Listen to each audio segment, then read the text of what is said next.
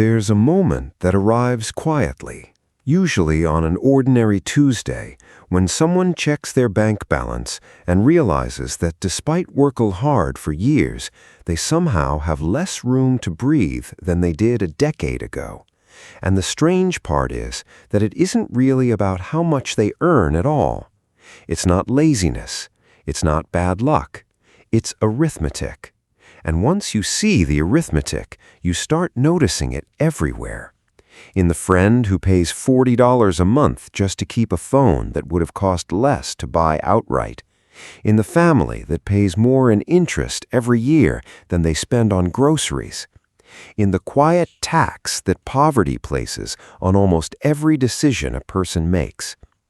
Today, we're going to walk through exactly why being broke is, in very literal and measurable terms, one of the most expensive positions a person can be in, and why understanding this cost is the first step toward escaping it.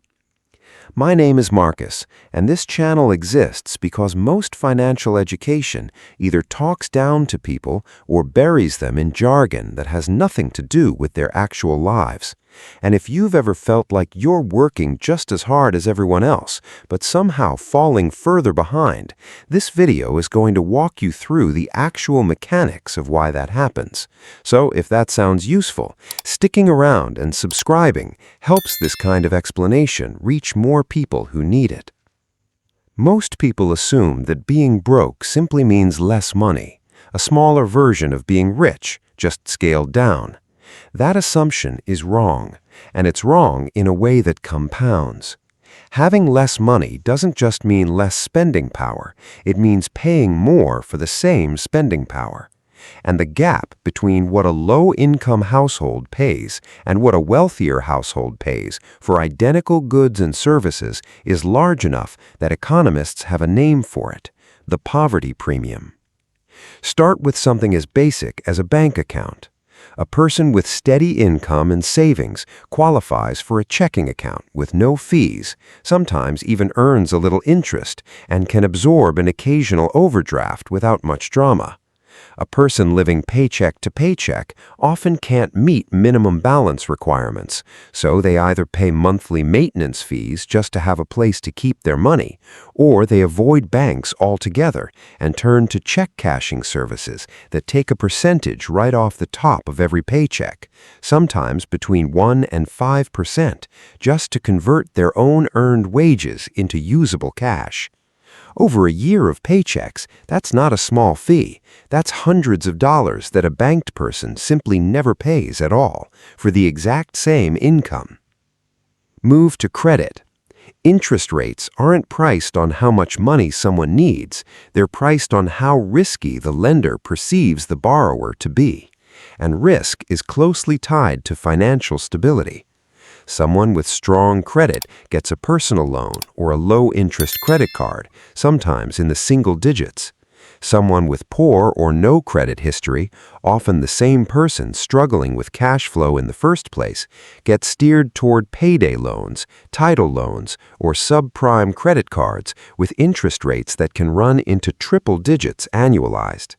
This means the exact same emergency, a car repair, a medical bill, costs dramatically more to finance if you're already financially stretched, which deepens the hole rather than helping climb out of it. Consider the economics of buying in bulk. A household with savings and stable cash flow can buy a large container of laundry detergent or a case of diapers at a lower per-unit cost because they have the cash on hand to pay more up front in exchange for saving money over time. A household living week to week often can't front that larger sum, even though it would save money in the long run. So they buy the smaller, more expensive package over and over and end up paying a higher price per unit for the identical product simply because they lack the buffer to buy smart. Renting tells the same story.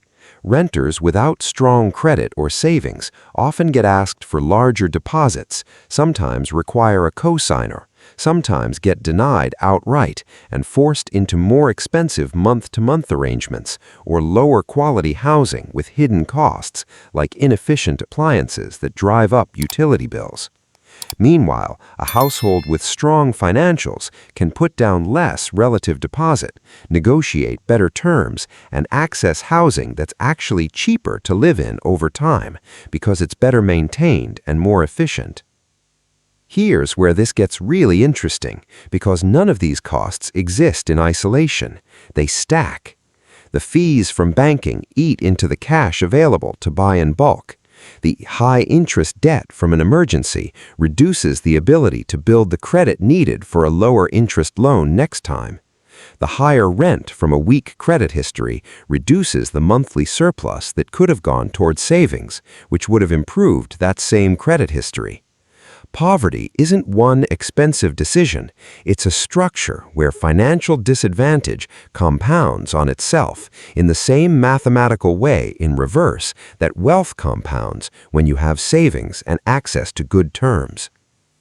This is why the conversation about personal finance can't just be about discipline or willpower, because a lot of these costs exist regardless of how carefully someone budgets. Someone can do everything right with the money they have and still pay more structurally for the same goods and access that a financially stable household gets for less. Recognizing this matters, not as an excuse to give up, but because it clarifies where the actual leverage points are. Building even a small buffer of savings changes almost every one of these dynamics at once, because a buffer is what breaks the paycheck-to-cash advance cycle, what allows bulk buying, what avoids overdraft fees, what eventually improves access to lower-cost credit. Someone might reasonably ask, what if there simply isn't room in the budget to build any buffer at all? And that's a fair and serious concern, because for some households, income truly doesn't cover baseline costs, and no amount of financial literacy fixes that on its own. But for many people closer to the margin, even a modest, boring, unglamorous buffer of a few $100s measurably reduces exposure to the most expensive parts of the poverty premium: the overdraft fees, the payday loans, the emergency high-interest borrowing. And that's often the highest leverage first step, not investing, not budgeting apps, just an emergency cushion sitting quietly in an account. So when we ask why being broke costs more than being rich, the answer isn't about morality or effort. It's about structure, about a system of fees, interest rates, and access that charges the most to those with the least room to absorb it. Understanding this doesn't fix it overnight, and there's no version of this explanation that promises a fast way out. But seeing the mechanism clearly is what allows someone to target the right first move instead of the comfortable one. And whether that first move happens this month or several years from now, the math around it doesn't change. Only the moment someone decides to start pushing against it does.